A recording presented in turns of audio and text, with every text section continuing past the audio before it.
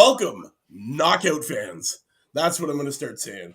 Welcome, knockout fans, to another wonderful installment of the prestigious Knockout of the Week Award, hosted by myself, Mike and Cedric Benn, Mr. Strength and Conditioning. Yes. What brilliant fights this weekend. Lots of cards to talk about. Yeah. The winner chicken dinner of our prestigious Knockout of the Week Award has to go to our man, Anthony Dirrell. It was beautiful, man. It was beautiful. The uppercut KO. And the degree of difficulty, because it's one thing to knock a person out from a distance with long straight punches, like how perfectly Zepeda did it last week against his opponent. Right. For the uppercut or hook, you have to be that much closer to the person. The more closer you are to the person, the more risk that you're taking of getting hit also. So for that reason, yeah, definitely KO the week. Honestly, I watched Hernandez threw out two lazy jabs. He was going to follow it in with that right, setting it up, bap, going to set up that right, and he just walked in to an uppercut from hell, man. That came from downstairs. I swear, if he swung any lower, he would have swept the mat on the way up, man. That thing was so brilliant. The snap head, the head snapped right back. And again, another reason why it's riskier throwing that punch, because especially you throw an uppercut, if you miss that punch, you're leaving yourself so wide open. Your face is open, your body is open. Just off the top of my head, anybody you can real quick Google when Buster Douglas fought Evander Holyfield. He threw an uppercut and missed it, and then Holyfield landed a hook, and it was good night after that. So that's the risk that you're taking when you're trying to land that uppercut. So again, the accuracy of it, because again, the chin is not that big. That bullseye is not that big. No, especially when someone is coming at you with both hands, you have to figure a way how to dodge that, and then yeah. So with this, it was awesome. Great first 3 rounds, and then Dirrell just came out in that fourth. 22 seconds is the time stamp of the fourth round, and he just connects with this hellish uppercut. Honestly, it's a hard move to pull off. It shows that Anthony Dirrell, the dog, is still in the fight. He's still in the fight. So, the man, I believe he's 37 years old now. And he's showing no signs of slowing down, man, after a fight like that, man. 37 years young, because I didn't realize that until you just said that. He's 37. Wow. Yeah, he's up there, man. He's an old guy. He's 37. He's ranked 15th out of 1,168 in the super middle division. He's ranked 6th out of 217 in the United States. And last night he definitely used that 74.5-inch reach to his advantage. Shout out to Anthony Dirrell, the dog, coming through with that brilliant knockout. Quick side note. I appreciate when guys, put a little bit of effort into their shorts and gloves. Dirrell, he's from Flint, Michigan. And so he was representing the Michigan State Spartans colors. Even though I'm a Michigan Wolverines guy, I still like the I represent the Michigan State the Spartans. So I thought that was pretty cool. Definitely, yeah. Definitely. So this card was brilliant, though, man. We got to talk about it. First fight on the card that last night, we had Elvis Rodriguez and Juan Pablo Romero. Elvis Rodriguez, I've been on this kid. I've been watching him for a time now. He was coming off of a loss recently against it was Kenneth Sims Jr. back in May 22nd. And he bounced back with a wonderful 5th round knockout of Juan Pablo Romero last night. And this opened up the card. And that was another brilliant one. Just not as good as our man, the dog. Yeah. He that's I missed that first fight. Did it to end? It didn't go the distance, right? No. So what happened was Romero was down in round 4, and then round 5 he was counted out. It was a quick finish, man. Elvis Rodriguez bouncing back, doing it big. Now he's improved to 12-1-1. And it's hard when you're undefeated, sitting at 11-0-1 and, picking up your first loss this far into your career. It takes a lot to bounce back from that. My shout out to this kid. Comes back, 25 years old, and does it in a great knockout fashion, man. Yeah. To bounce back from that loss, man. He's only 25 years old, so still lots of time Lots and lots of time to go. Also on this card, man, wasn't a knockout, went the distance, but I got to give a shout out, man. Ray Vargas. Ray Vargas is Leonardo Baez. Yes. Great fight. It was unanimous decision, 10 rounds. Ray Vargas, I believe he was inactive for 2 years, man, out of the ring for 2 years. The last fight that he had was against I was about Tomoki. to say, I can't remember the last time I saw him fight. So before COVID, or yeah, before COVID, we're looking at I believe it was back in 2019. It was July 13th. 2019 is the last time he was in the ring, and that was a unanimous decision win over Tomoki Kamita. And you know what? He came back last night. A lot of people worried about seeing ring rust, but this 5'10", 70.5-inch reach, featherweight, he made it look like a clinic last night, man. Yeah. Definitely putting together some great combos. I was impressed. I was impressed to see Ray Vargas the way he looked last night. He's announced today that he's hoping his next fight is for the featherweight world title, man. And honestly, at 30, at now improved to 35-0 with 22 knockouts, it might be about time. He's ranked third out of 1,202 in the world in the feather division, and he's ranked second out of 251 in Mexico. So you know what? Maybe it is about time that we give this guy a chance to fight for a belt. He really made he made it look great last night, man. He definitely went all the way, all the distance, and he put on a show. Yeah. Then after that, we have we got to talk about it. Canelo. We got to talk about Canelo. Canelo is the other knockout on this card. King Canelo. Yo, man, Canelo coming through. I called that one. I believe I called that one last night for a 7th round finish. I know you had your predictions of going the distance and Plant taking it on points. I believe, like I was watching the unofficial scorecard, I don't believe they gave Plant the rounds that they deserved. That was bullcrap. I really cannot see how they didn't give Plant more rounds of that. I was very disappointed when I saw those scorecards. Yes, Canelo was the one coming forward, but a lot of the time it was not effective aggression. It was just aggression. Frustration. Pure frustration. I think Plant did a good job of applying the Mayweather style defense. He showed that he wasn't afraid. He stayed in the pocket. Yeah. For a lot of the times, and this is the kind of sad thing is that people aren't going to remember the good things. All people are going to remember is the highlight knockout. Yeah, the highlight knockout. Yeah, and this kind of reminds me of when Tony Harrison fought one of the Charlos, and in their rematch, I thought Tony Harrison was winning a lot of the fights, doing a good job of boxing, and then he got caught with that same left hook, Charlo's power. It's the same thing Canelo did last night. Canelo was stalking him the whole fight, like an animal stalking the prey, the whole fight, just following him around, cutting off the ring, following him around. And then finally he caught up to him. Like when he went down, I was like, "Oh, I'm gonna let you get your turn, and I have something to say about the referee." Yeah, honestly, I feel the same way. I feel Plant was robbed on a couple of rounds there, but at the end of the day, the rounds didn't matter because it didn't go the distance.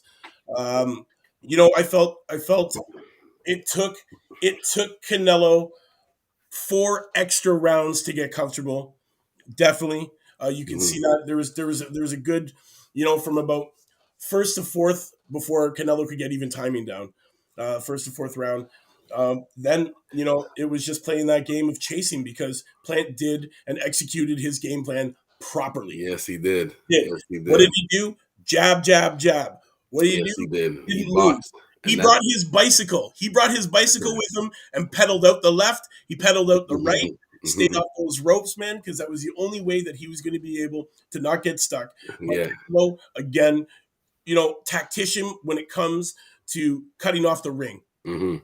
Last night's match really showed you the skills that Canelo has to be able to cut off the ring. That's why Plant was running all night, because you know what? Canelo has that ability to just all of a sudden you're stuck in a corner. And you could see that last night. But my shout out goes out to Plant for not staying planted. Yeah. I thought Man didn't stay planted. Plant rode the bike. He pedaled, mhm, man. He pedaled to the right. He pedaled to the left. He used mhm, that angle. He used his mhm. angle, and he kept getting out. He kept sliding out, and you could see that Canelo's frustration kept taking over, which meant that Canelo just became a bull in a china shop, and he was targeting and charging forward, and that's what the entire fight was last night. That's what I saw. I Canelo got you. moving forward, pissed, mad, because you know what? He couldn't set up. He couldn't put together the combinations that he was looking to put together. But I do rate the fact that when he did connect, he connected in a fashion and in good spots, man. He was ripping the body last night as much as he could, taking out that left side, taking out that right side, trying to get him to stop pedaling, back and forth. Because honestly, he was frustrated that he couldn't catch him. Yeah. Most of the time when people say someone's on their bike, they mean when they're like literally running the whole time. I don't think Plant was running that much again, because when you have that the Mayweather, I know everyone called it the Philly. It's originally called the Philly shell, but from my generation, Floyd's the best to do it, and I don't know anybody that does it better than him. So I just call it the Floyd defense. So I renamed it the Floyd defense. But Okay. anyways, Plant was doing the Floyd defense when he was in the pocket. There was times he was not planted like trying to trade a blow for blow, but he was comfortable in the pocket, blocking a few punches. The whole night he was blocking that left hook. Canelo was Yeah. that punch, that left hook that Canelo landed. Canelo was looking for that. He was hunting for that the All night whole night. long. He was hunting for that All night all night long. long. Um, and All night then long. Canelo is definitely one of the pound for. He's probably the best finisher. Once he has you hurt, like Yeah. there's He's like a shark. He's like a shark. You know, yeah. that one little drop of blood, he smells it, and then it's finished time. Yes. One little thing I want to bring up though, Ed, as far as the refereeing, there's nothing we could do about this. I just hope maybe there can be a little bit more just even. I'm just noticing when the second time when Plant went down, first of all, the second time Plant went down, the referee just straight up like called Ended it it. off. Yeah. Now, you guys know I'm safety first all the time, but I just have flashbacks of Tyson Fury looking like he's dead on the ground and getting up like the Undertaker. Yeah.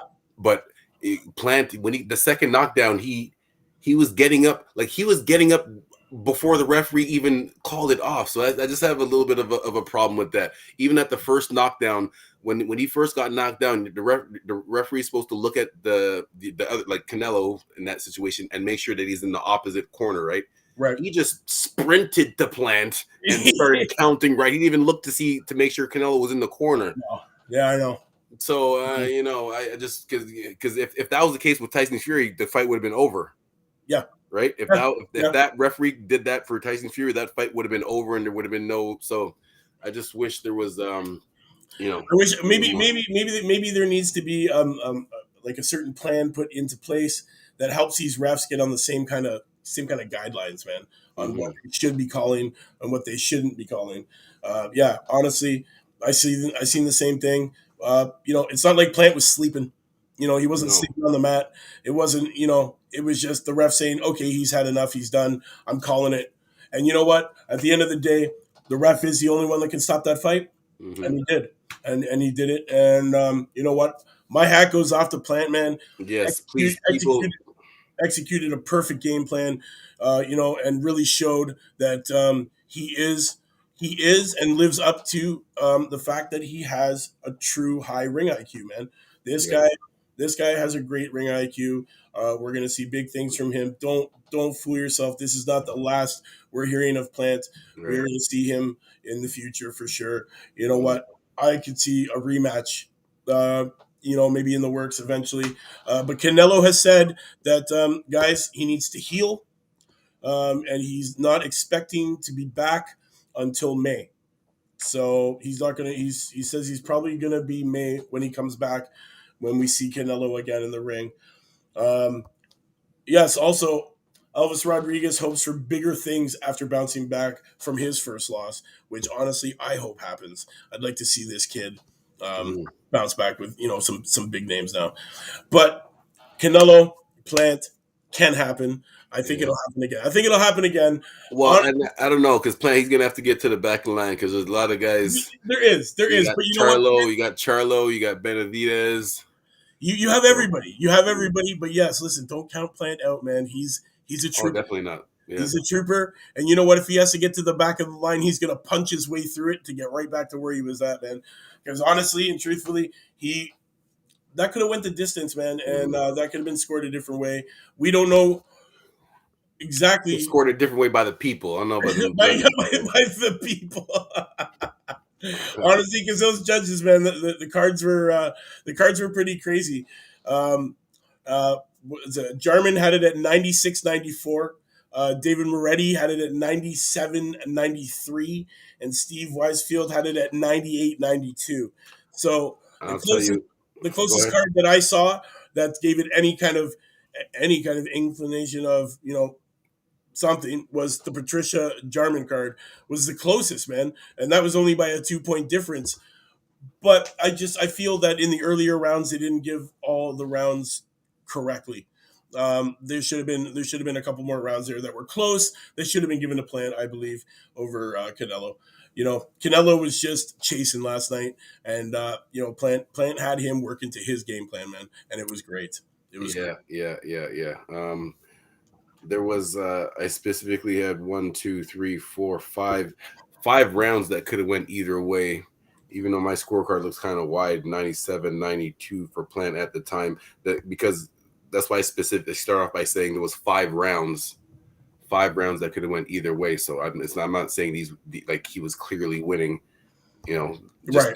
those swing rounds. I just favored Plant in those swing rounds. I didn't think, again, Canelo with his hunting style, he's very good at cutting off the ring and following you wherever Yes. you're going. Yes. But Yes. but again, he wasn't landing in all those. He was No. because he was cutting off and throwing. Yeah. He was not landing. He was not No. landing a lot. He was landing some, but not a lot. No, So he didn't land nearly half of what he was trying. Honestly, Plant really, and when I mean pedaling, I'm not saying that he was running. I mean like he was pedaling out the sides and not getting trapped. And honestly, that's what you do when you got a guy like Canelo who can really cut off that angle, man.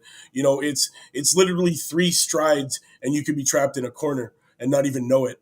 mhm. Canelo is such a tactician at playing the ring angles, right? Which is a big thing in boxing, which is huge, man. You're literally corralling your opponent into a corner so he can't escape. And then last night, Plant showed you how to escape that corralling and did it in such a fashion that the opponent Canelo was frustrated all the hell. You could see it in his face. Um, but Canelo's Canelo, man. He's a shark. The drop of blood in the pool. You know what I mean? He's gonna find you. He's gonna get you. He did it. He did it in a nice fashion. I thought it was gonna go the distance, and the way I had the cards scored, I was already calling you, trying to tell you that you're probably gonna win this one. And then boom, it happened, man. It happened, and it was close. It was close. Yeah. I had him. Oh man. Honestly, I had plans scored for more points. Guys, leave your comments. Let us know how you think that this fight ended up. Let us know if you enjoyed that Anthony Dirrell knockout, which our producer is going to put the link to that video up in the comments so you guys don't have to search for it, man, because we're doing this work so you don't have to. Shout out to the dog, man. The dog, Anthony Dirrell, for that brilliant knockout. Yeah. Before we end this today, we got to talk about another card. Actually, 2 cards. Two quick mentions here. Shout out to Zach Parker coming through with the TKO of Marcus Morrison at time 2:51 in the 4th round. WBO International Super Middle title. Morrison was down twice in the 2nd round and once in the 4th. Shout out to Zach Parker for championship. Nathan Haney improves to 14-0. You know what? Vacant International Boxing Organization International Middle title. Congratulations, Nathan Haney, on that win. Also, Denzel Bentley, TKO, third round over Sam Evans. Improves now to 15-1-1. Also, another guy that we've been watching here, man, Ethan James, points decision over Stu Greener, improves to 7-0. Like, honestly, there's a lot of these young guys that are up and coming that you gotta start watching, man. Pay attention, because you know what, these fights are getting good, man. All these young kids getting together, all these undefeateds. And a shout out goes to Michaela Mayer over Mavia Hamadouche, or Mavia. I can't even pronounce her first name. Avia Hamadouche. Yes. Shout out to Michaela Mayer, IBF feather super feather title, and WBO World Super Feather. Congratulations there. Yeah, man, what a big weekend. Big super fights, man. Very entertaining. Guys, our producer's definitely going to put up that link in the comments for the Anthony Dirrell knockout. The hellish uppercut from downstairs, man. Like, if he would have swept any lower, man, he would have dragged his knuckles, man. He came from downstairs sporting those Michigan colors. Shout out to the dog, man. Anthony Dirrell coming through. He is our Knuckle Up Knockout of the week. Yes, 100%. Yeah, 100%. Looking forward to next weekend. We got lots of things coming up. Who's next weekend off top, but next weekend we have coming up, I will let you know in uno momento. We have Kid Galahad versus Martinez on the 13th. We have Munguia versus Rosado on the 13th. We also have Benavidez and Davis on the 13th. We have a big weekend, guys, of fights. We're gonna let you know which fight we will be covering. Right now, I'm kind of leaning towards the Benavidez Davis card is something that I think I would like to watch live and have you guys watch with us. But you know what? Drop it in the comments and let us know what you think before the weekend, which fight you think that we should be covering. And we'll do our damnedest to make sure that happens. And you know what? It's a big weekend, man. I just told you the names. I'll tell you again, guys. That's Kid Galahad versus Martinez. We have Munguia versus Rosado. And we have Benavidez versus Davis. Guys, it's a big weekend for fights. I'm excited for it. Guys, drop it in the comments. Let us know which fight you think we should cover. And we'll do our damnedest to do that for you. Shout out Anthony Dirrell, the dog. The dog, man, the dog coming through that hellish uppercut. We're going to reach out to you, brother, and let you know that you won our prestigious Knuckle Up Knockout of the Week award and that you are in the running and are a contender for our Knockout of the Year. Exactly. Yeah. So until next time, Talkin' Fight fans, thank you for tuning in to another wonderful episode of Knockout of the Week, hosted by myself and Cedric Benn. We'll see you next week. Same time, same channel, different knockout. Yeah. If there's any knockouts that we've missed, please send them to us. Definitely. Put them in the link. Put them in the chat. Yo, you know what? Put them in the link. Let us know. And you know what? If we have to make a correction, we will make a correction. Yes. Definitely. But if you find a knockout that is better than the one that we have provided, please exactly. Drop it in the comments. Yeah. Or go to talkinfight.com and upload that, create a profile, and show us what you got, man. Yes. In the meantime, jab that like, hook subscribe, knock us out those comments, and we will definitely see you next week. Knuckle Up, Knockout of the Week.